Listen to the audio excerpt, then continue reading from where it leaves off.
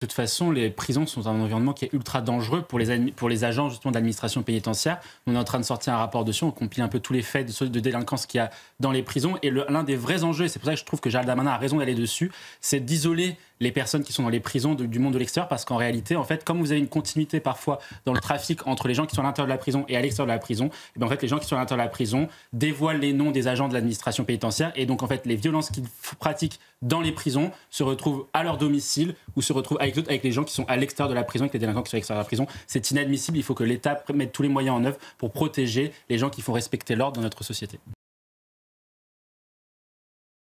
Les constats, on les connaît déjà. Moi, je pense que le constat qu'on peut faire aujourd'hui, c'est qu'on assiste au retour de la féodalité. Donc, il faut regarder ce qui a été fait, notamment lors du Moyen-Âge, notamment lorsque Philippe le Bel ou Philippe Auguste ont justement imposé l'État central. Parce qu'aujourd'hui, on est face à des seigneurs de guerre locaux, face à une recrudescence de la féodalité. Donc, des gens qui contestent aujourd'hui l'autorité de l'État, autorité sur les questions régaliennes, avec des services de sécurité qui sont faits par le trafic de drogue, etc., une économie informelle et même des valeurs morales différentes avec l'islamisme.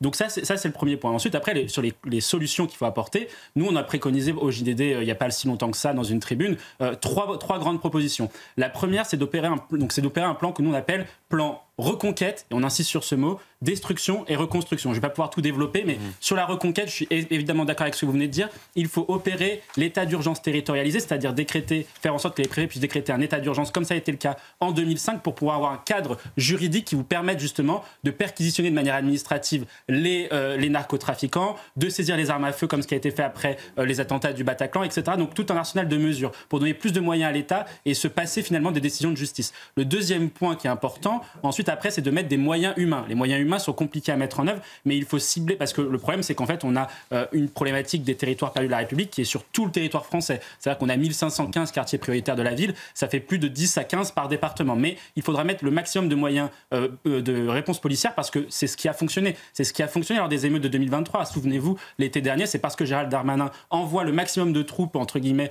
de forces de police, qu'on arrive à contenir les émeutes. Le deuxième sujet, donc, c'est là. Ensuite, donc, une fois que vous aurez... Sauf que je vous interromps dans votre élan, mais ces forces de police, elles ont besoin de vacances, etc. Ah mais bien sûr, et c'est là le sujet. Donné, et donc là, vous posez la question de qui sont les problèmes, qui portent une responsabilité, donc dans tous ceux qui ont désarmé pendant des années la police, qui ont baissé les budgets, qui ont baissé les moyens humains, etc. Et moi, je pense que les socialistes portent une immense responsabilité là-dessus. Mais pour moi, c'est un autre sujet. Une fois que vous avez fait la reconquête des territoires, il faut détruire les tours, parce qu'aujourd'hui, la question de l'urbanisme génère de la ghettoisation et génère de la délinquance. On le voit notamment sur l'exemple de Rennes. C'est toutes ces voies piétonnisées avec ces tours, etc., n'amènent que du trafic de drogue et n'amènent que de la délinquance. Donc pour nous, il faut tout raser et tout reconstruire de A à Z. Et donc ensuite, après, vous arrivez à un nouvel urbanisme et une nouvelle promesse républicaine avec des services publics, etc. Mais il ne faut pas faire les choses dans le désordre. Et le problème, c'est qu'aujourd'hui, il y a beaucoup de gens, notamment de gauche, qui nous expliquent qu'il faut faire des tramways, des médiathèques ou des bibliothèques pour enrayer l'insécurité et l'ultraviolence, alors que ce n'est pas absolument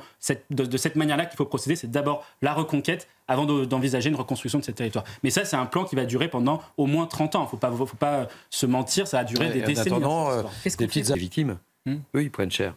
Exactement. Ils prennent perpétuité quand ils perdent un enfant. Exactement. Et le problème aujourd'hui de notre réponse pénale est le suivant, c'est qu'en fait, on a trop souvent pensé la prison, notamment certains juges ont pensé la prison comme finalement l'école de la réinsertion, au détriment justement de la protection des victimes et la protection des familles, puisqu'en fait on crée avec notre prison aujourd'hui de la récidive, puisque de fait plus de 33% je crois des gens qui sortent de prison récidivent quasiment dans les 6 mois. Mais en fait le problème qu'on a aujourd'hui, je ne sais pas si c'est une question de comparution immédiate, donc de sanction tout de suite et immédiate d'une sanction, d'une peine qui a été faite.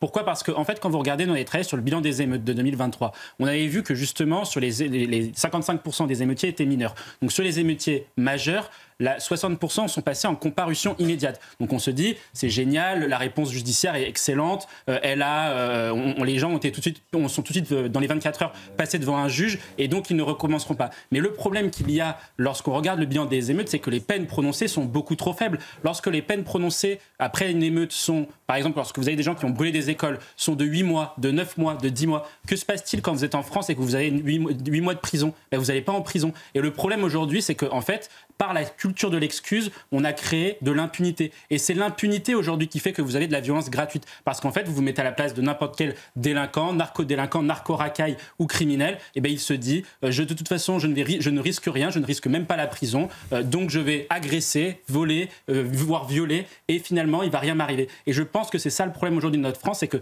notre réponse pénale aujourd'hui est complètement anachronique avec les évolutions de la société.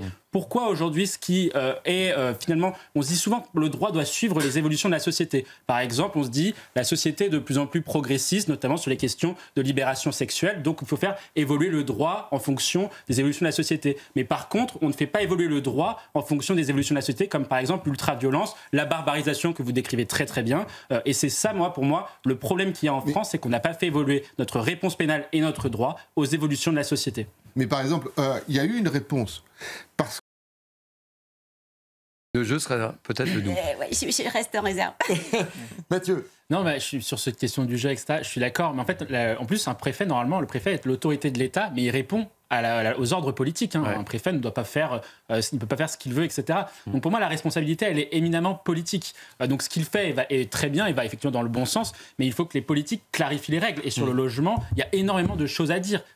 C'est une politique qui est inefficace, il faut le rappeler quand même. On investit 40 milliards d'euros chaque année dans la politique du logement et pourtant on a 4 millions de Français qui sont mal logés. Donc ça démontre bien qu'il y a une inefficacité dans cette politique-là. Les euros qui sont dépensés dessus ne permettent pas finalement de répondre à l'objectif de la politique du logement. Et le deuxième point, c'est que l'État aujourd'hui est trop souvent impuissant face à tous les phénomènes de squat, d'occupation illégale de sites, etc. Et ça, ce sont les politiques qui doivent le faire. Aujourd'hui, par exemple, si vous prenez l'exemple des logements sociaux, si on revient sur la question des logements sociaux, qui correspond quand même à 20-25% du périmètre des dépenses de logement aussi dans notre pays. Aujourd'hui, on a des choses qui sont complètement aberrantes. Par exemple, vous n'avez pas de critères. Avoir un travail est pénalisant dans les critères d'attribution d'un logement social. C'est-à-dire que vous travaillez, même avec un petit salaire, vous n'avez pas le droit, vous n'avez pas accès à un logement social par rapport à des gens qui ne travaillent pas. C'est une première chose qui est incohérente, tant on sait si bien que les Français, même qui travaillent, s'appauvrissent de par la pression fiscale, etc., etc. Le deuxième problème, et c'est ce que vous avez très justement souligné, c'est qu'il y a des gens qui foutent le bordel dans notre pays et qui sont toujours dans un logement social et qu'on n'arrive pas à expulser, et qu'on n'arrive pas à expulser également la famille qui est démissionnaire. Et ça, je pense que ce sont des principes auxquels les Français sont attachés, parce que c'est la politique du logement, et notamment le logement social, c'est finalement une politique sociale. Ça fait partie de ce qu'on appelle les dépenses sociales pour ce qui est du logement social. Et donc, la solidarité de la nation doit revenir à ceux qui, justement, respectent le contrat social. Et à partir du moment où vous avez des gens qui foutent le bordel, ou même qui sont en inégalité totale, parce que, par exemple, ils ont subi une OQTF et qu'ils ne sont pas expulsés de leur logement social, on a des choses qui sont aberrantes. Donc, il faut que le politique, et non les préfets, le politique, reprenne le contrôle de la situation et décide une bonne fois pour toutes. Les gens qui sont sous OQTF, pas de logement social. Les gens qui foutent le bordel, pas de logement social. Les familles qui sont démissionnaires, pas de logement social. Je pense que c'est quelque chose qui est clair, qui doit être clair et qui doit être politique, porté de la point de vue politique. Mais ouais. Oui, alors je suis d'accord avec vous, mais je serais plus restrictif encore. Je pense qu'aujourd'hui, le droit d'asile est devenu un droit d'exil. C'est-à-dire qu'en fait, comme vous l'avez très justement dit, le droit d'asile, historiquement, on imagine, c'est Victor Hugo, Solzhenitsyn, etc. Enfin, c'est vraiment quelqu'un qui est persécuté pour ses opinions politiques, pour ses opinions religieuses, ou pour quelle contre-opinion, mais pour une véritable pensée politique contre un régime totalitaire, oppressif, etc.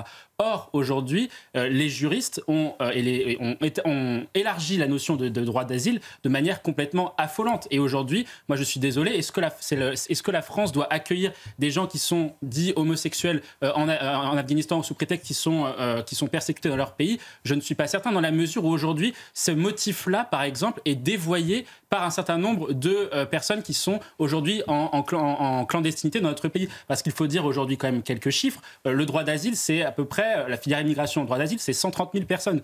Donc c'est quelque chose qui est colossal, c'est quasiment 20%, 20-25% de l'immigration dite légale dans notre pays.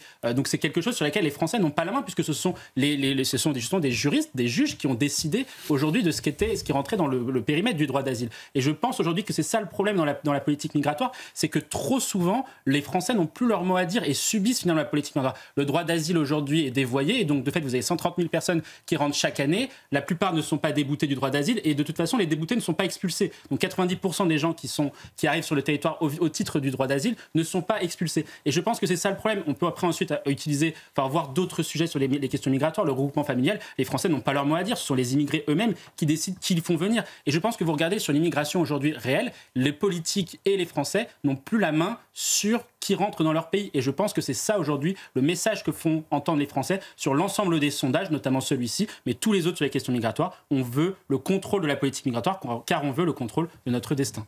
Alors, vous savez, dans cette émission, on aime parler également collègue qui va illustrer la politique, on va dire, de recherche et d'attractivité française de la manière suivante, c'est qu'en fait, on importe des bacs -5 et on exporte des bacs +7. Pourquoi ? Parce qu'aujourd'hui, on cherche l'erreur. Exactement, et c'est ça le problème de notre politique migratoire. Mais si effectivement on revient sur la question justement de l'exportation de nos diplômés, c'est ça aujourd'hui le véritable sujet. Donc ce que fait Emmanuel Macron, effectivement, nous on peut trouver que ça va dans le bon sens. On avait fait le bilan d'Emmanuel Macron en 2022 et effectivement sur son premier quinquennat, l'attractivité de la France était meilleure quand vous regardez les baromètres EY, etc., était meilleure, notamment sur les questions des sciences, sur les questions universitaires, etc., qu'elle ne l'était sous François Hollande. En revanche, le problème, là où le bas blesse, c'est qu'en fait, sur le deuxième quinquennat, l'attractivité est minée par beaucoup d'indicateurs. Là, effectivement, sur la question de l'enseignement, on ne soutient pas assez des enseignants qui sont justement marginalisés par le wokisme, ou même l'islamisme, etc., ou l'islamo-gauchisme, on appelle ça un petit peu comme on veut dans l'enseignement supérieur. Et de la même façon, sur l'attractivité, il y a un autre problème, c'est que par exemple, comment vous pouvez faire un pays attractif si vous avez un pays qui est miné par l'insécurité ? Parce qu'on voit bien aujourd'hui que pour beaucoup d'entreprises, pour beaucoup d'entrepreneurs, c'est beaucoup plus compliqué d'investir dans ce que Emmanuel Macron avait appelé la Silicon Valley en parlant de la Seine-Saint-Denis. Comment vous voulez faire la Silicon Valley en Seine-Saint-Denis alors que vous avez des taux d'homicide qui sont exponentiels ou même des taux de criminalité qui sont exponentiels ? Et c'est ça, je pense, le problème du macronisme aujourd'hui sur la question de l'attractivité, c'est qu'effectivement, en termes de messages adressés au monde, c'est plutôt bon, mais dans les faits, sur plein d'indicateurs, c'est pas suffisamment bon pour pouvoir justement rendre attractif le pays. Alors, Karima, je vous donne la parole. Vous savez, quand il y a Magali, j'aime bien qu'on